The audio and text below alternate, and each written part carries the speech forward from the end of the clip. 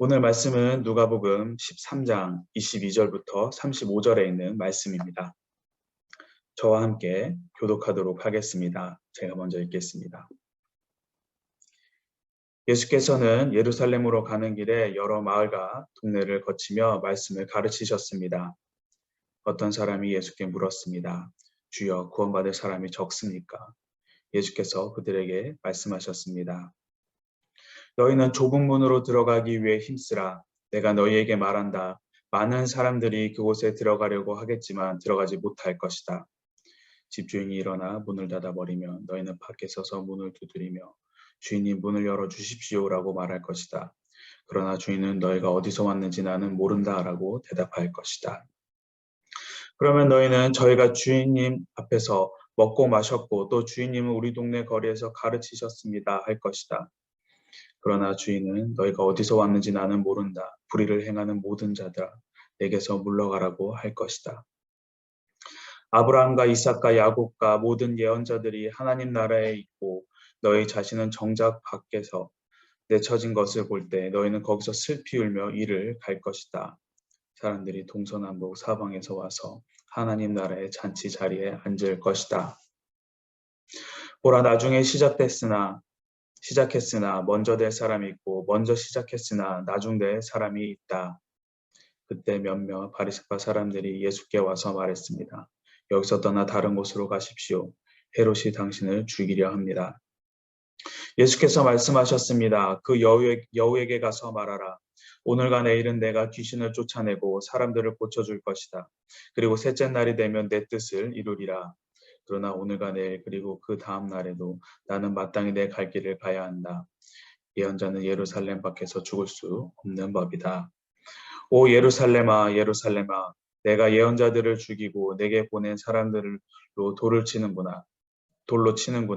암탉이 저 새끼를 날개 아래 품듯이 내가 얼마나 너희 자녀들을 모으려고 했더냐. 그러나 너희가 원하지 않았다. 35절 함께 읽도록 하겠습니다. 보라, 이제 너희의 집은 황폐한 채로 남을 것이다. 내가 너희에게 말한다.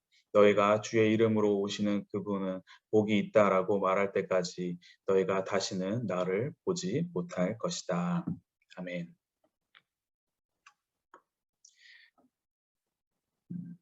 많은 사람들이 예수님을 우리가 믿게 되면은 다 모든 것이 술술 풀릴 것을 기대를 합니다.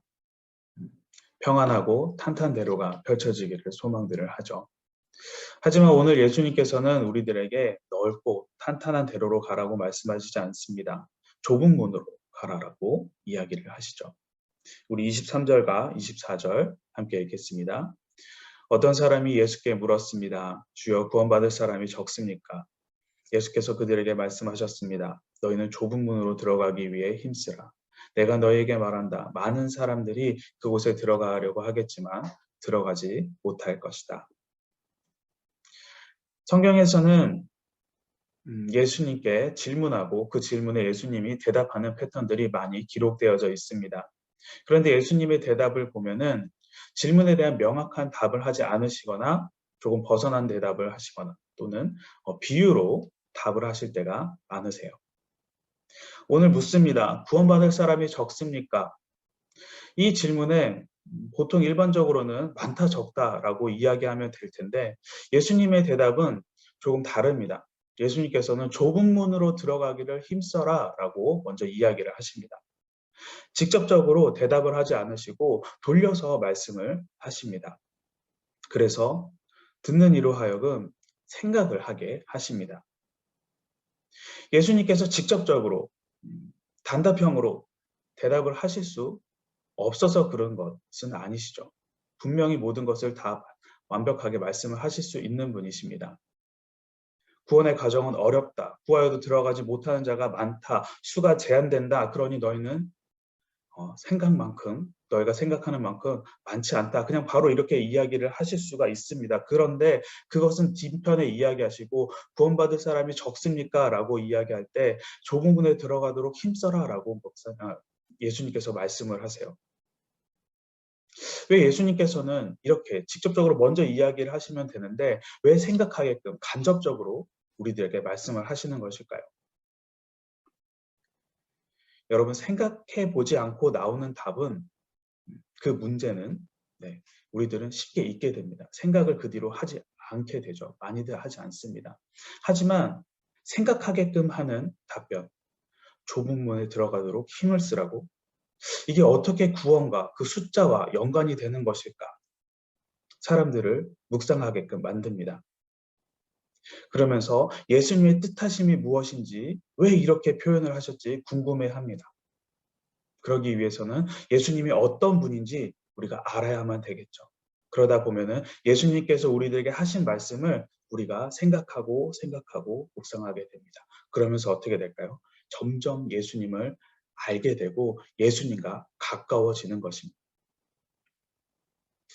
예수님의 말씀이 단답형이 아닌 것은 우리들에게 답을 알려주기 싫어서 우리를 골탕 먹이기 위해서가 아닙니다.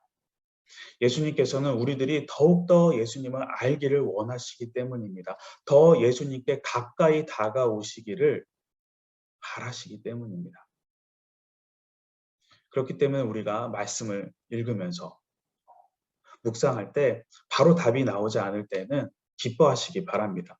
예수님께서 지금 나와 더 가까워지기를 원하시고 계시는구나. 기뻐하시면서 그 말씀을 묵상하시기 바랍니다. 그러면서 더욱더 예수님과 가까워지는 여러분 되시기를 소망합니다. 예수님께서 대답을 하시죠. 너희는 좁은 문으로 들어가기 위해서 힘쓰라. 구원에 가는 문을 두고 예수님께서 좁은 문이다라고 이야기를 하십니다. 왜 예수님께서는 좁은 문이다라고 표현을 하셨을까요? 여러분들이 잘 알고 있는 구약의 에피소드 중에 출애굽기가 있습니다. 거기서 출애굽을 하는 그 과정이 있죠. 그때 당시 맨 처음에 출애굽을 할 때 장정만 60만 명이었고 전체 인원은 정확하게 표현되지 않지만 많은 사람들이 200만 명이 넘는다라고 이야기를 합니다. 당시 이들은 아마 자신들이 하나님이 꿈꾸게 하신 가나안 땅, 그 땅이 아주 쉽게 갈 거라고 생각을 했을 것입니다. 10가지 재앙을 보여주시는 하나님, 그들을 쫓아오던 자들을 다 수장시키는 하나님, 이들이 우리의 리더다. 우리를 인도하시는 분이다. 그렇기 때문에 모두들 다 가나안 땅에 도착을 아주 쉽게 할 거라고 생각을 했을지도 모릅니다. 하지만 여러분, 가나안 땅에 도착한 그 200만 명 중에서 가나안에 도착한 자는 몇 명이나 될까요? 가나안에 도착한 자는 그들의 인도였던 모세도 가지 못하였습니다. 그 200만 명 중에 가나안에 도착한 자는 단 2명, 여호수아와 갈렙뿐입니다. 1세대 출애굽 사람들은 다 광야에서 죽고 2세대들과 함께 갈렙과 여호수아만 거기에 가게 되었습니다. 이 정도로 하나님 나라에 들어가는 것은 문을 통과하는 것은 어렵습니다. 그렇기 때문에 예수님께서 좁은 문으로 표현을 하신 것이죠. 문이 성처럼 크다면은 아마 큰 어려움 없이 다들 그 문을 통과할 수 있습니다. 하지만 문이 한 사람, 한두 사람만 들어갈 수 있는 아주 작은 문이라고 생각을 해보시기 바랍니다. 그러면 이야기가 달라질 것입니다. 그 문에 도착하기 위해서 어떻게 가는 것이 가장 빠른 루트인지 막 찾아내야 될 것이고, 그리고 그곳으로 가기 위해서 도착하기 위해서 빠른 속도로 가야 할 것입니다. 문이 작기 때문에 저 멀리서부터 그 문으로 가기 위한 방향성을 일치하기 위해서 끊임없이 바른 방향으로 가는지 체크도 해야 됩니다. 도착해서는 사람들과 함께 그곳으로 비집고 들어가기 위해서 버티는 힘과 그리고 들어가는 힘이 필요합니다. 그래야지만 그 좁은 문으로 통과할 수가 있습니다. 그래서 예수님께서는 그 좁은 문이라고 이야기하시면서 힘쓰라라고 말씀을 하십니다. 그렇다면 그 힘을 쓰라고 하시는데 어느 정도까지 힘을 써야만 하는 것일까요? 말씀의 영어 성경에서는 힘쓰라를 make your effort라고 이야기합니다. 대충대충이 아니라 every effort라고 되어 있어요. 모든 노력, 모든 힘을 다 해서 그 힘을 쓰라는 것입니다. 그렇게 해야지만 너희들이 갖고 있는 모든 것을 다 해야지만 그 좁은 문으로 들어갈 수 있다라고 예수님이 말씀을 하십니다. 우리가 구원을 받는데 힘을 쓴다. 매 새벽 예배 나오고 주일 예배를 드리고 찬양을 하고 봉사하는 정도면은 힘을 쓰는 것 아닌가 생각이 드실 수도 있습니다. 이 정도면 적당한 거 아닌가? 할 만큼 하지 않는가? 우리가 구원을 받는 데 있어서 make every effort, 힘쓰는 그 올바른 방법이 25절부터 그 뒤편으로 나옵니다. 비유를 통해서 예수님께서 설명을 해주고 계세요. 뭐라고 말씀하시는가? 우리 25절 말씀 함께 읽겠습니다. 집주인이 일어나 문을 닫아버리면 너희는 밖에 서서 문을 두드리면서 주인님 문을 열어주십시오라고 말할 것이다. 그러나 주인은 너희가 어디서 왔는지 나는 모른다 라고 대답할 것이다. 주인은 하나님을 이야기합니다. 하늘나라의 주인은 하나님이시죠. 주인이신 하나님의 뜻하신 대로 이루어지는 곳이 바로 하늘나라입니다. 주인 되신 분의 주권하에 모든 것이 결정이 되는 것이 바로 그 나라, 하늘나라죠. 그래서 주인 되신 하나님께서 문을 닫아 버리시면은 다시는 그 문이 열리지 않습니다. 왜? 하나님이 그렇게 뜻하셨기 때문입니다. 그때는 아무리 문을 두드려도 소용이 없습니다. 그 문을 두드리는 모든 것이 다 헛된 노력일 뿐입니다. 내가 생각해서 노력한 만큼 해서 구원이 결정되는 것이 아닙니다. 그 결정을 하시는 분은 누구십니까? 바로 하나님, 주인 되시는 하나님께서 하세요.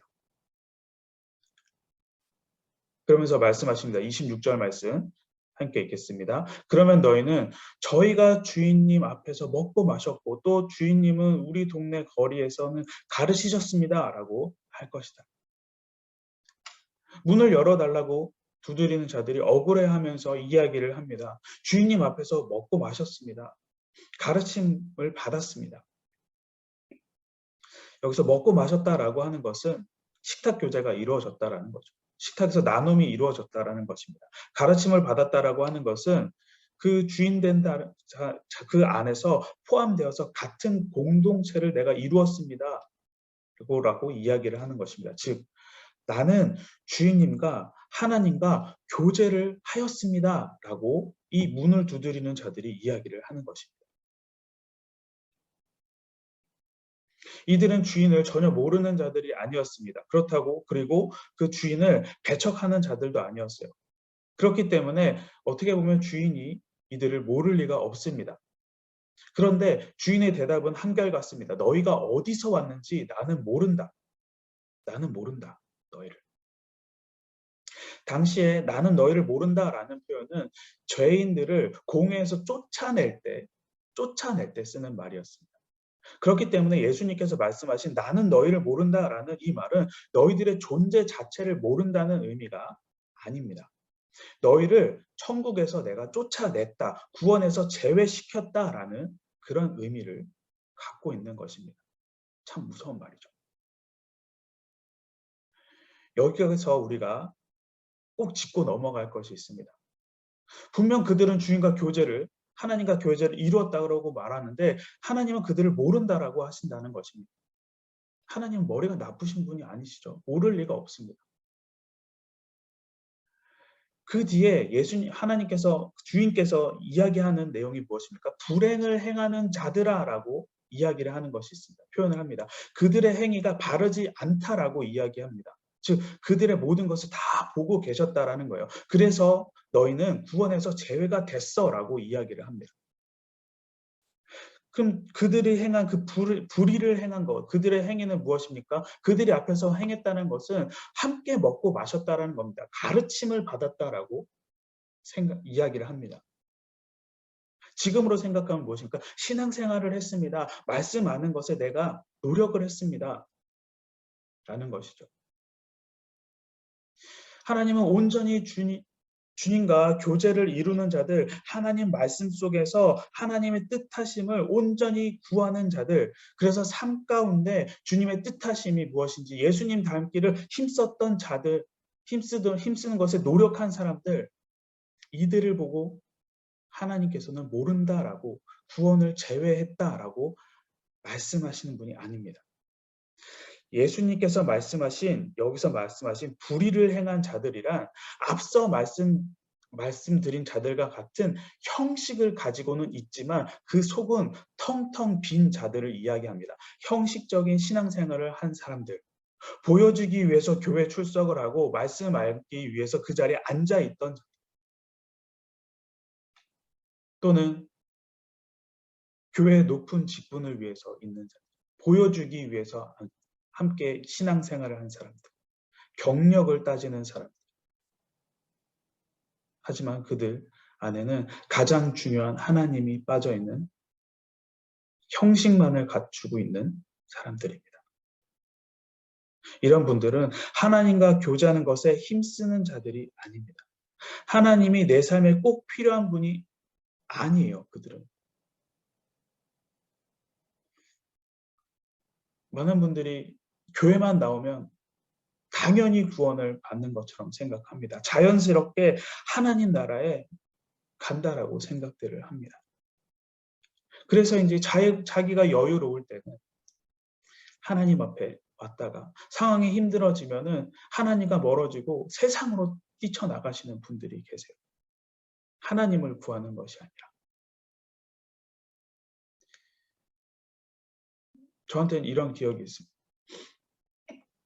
오랜만에 교회에 나오신 분을 만났어요. 그래서 오랫동안 교회 나오시지 않아서 그동안 잘 지내셨어요? 무슨 일이 있으셨어요? 라고 여쭤봤더니 그분이 말씀하시기를 마음이 너무 힘들어서 교회 못 왔다.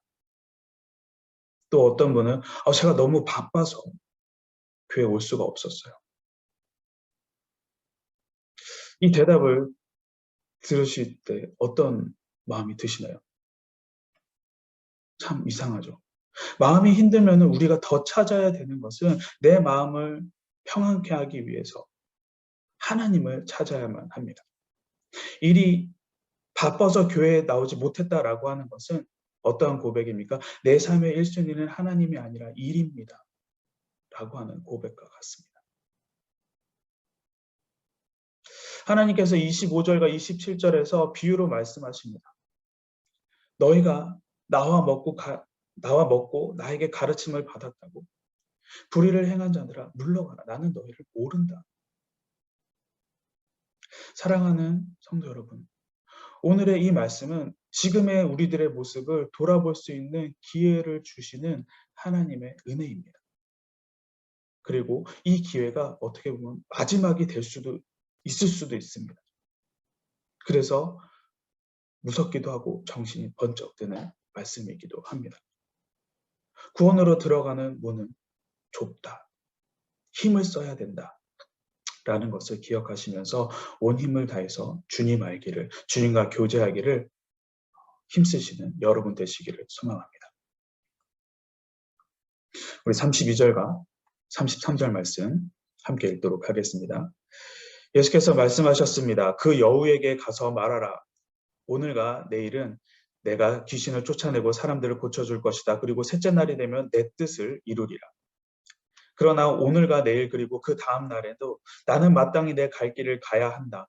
예언자는 예루살렘 밖에서 죽을 수 없는 법이다.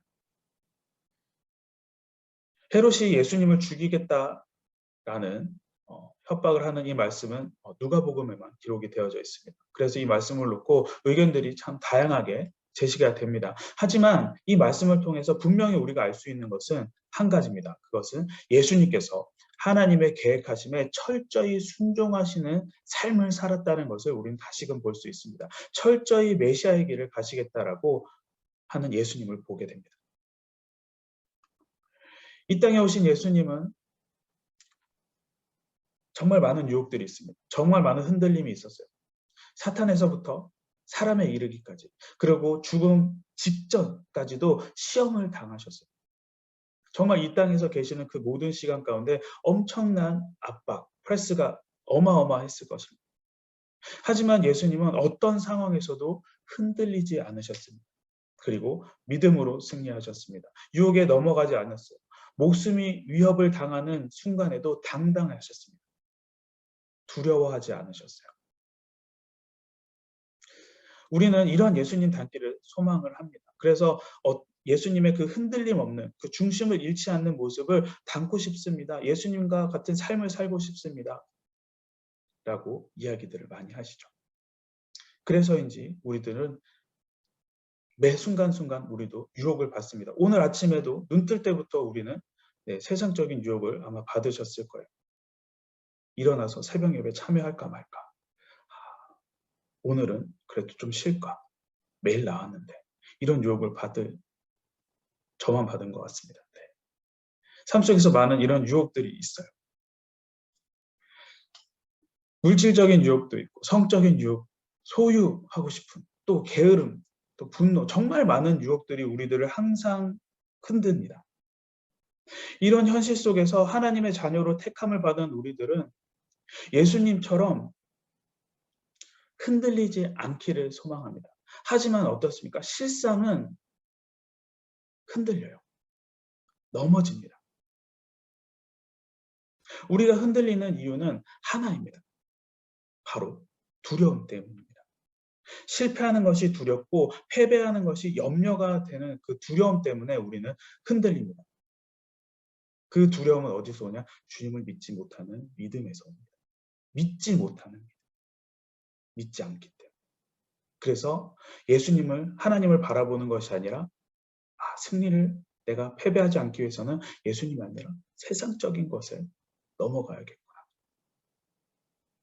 그래서 성공하고 승리하기 위해서 그 세상적인 유혹에 넘어가는, 새벽 말씀 때문에 잠을 못 자서 내가 건강을 해칠까 봐 잠을 자고, 11조를 냈다가 이번 달에 내 삶이 어려울까 봐 하나님의 물질에 손을 대고, 세상적인 지식이 부족해서 사람들에게 무시를 당할까 봐 하나님 말씀을 묵상하고 기도하는 시간을 줄이고 세상적인 지식을 탐하는 데 시간을 할애하고. 여러분, 이런 세상적인 유혹을 이겨내는 방법은 하나님의 섭리, 계획하심을 믿는 것입니다. 믿음으로 그 두려움을 이겨내는 것밖에 없습니다. 주님만을 바라보는 것밖에 없습니다. 헤롯이 당신을 죽이려고 합니다라는 이 바리새파 사람들의 말에 예수님께서는 그 여우에게 가서 말해라, 내 뜻을 이루리라, 예언자는 예루살렘 밖에서 죽을 수 없는 법이다라고 아주 당당하게 말씀하십니다. 예루살렘 그 십자가 사건을 계획하신 하나님의 구속사역, 하나님의 그 뜻이 이루어질 것임을 아셨어요. 그리고 순종을 하십니다. 이것이 예수님이 우리에게 보이신 믿음으로 두려움을 이기는 방법입니다. 하나님의 계획이 이루어질 거라는 그 확신, 그것에 대한 그 믿음, 그리고 그 계획에 순종할 때는 어떤 것도 두렵지 않게 되는 것입니다. 어떤 상황 속에서도 믿음으로 우리는 담대하게 이길 수 있고 승리할 수가 있습니다.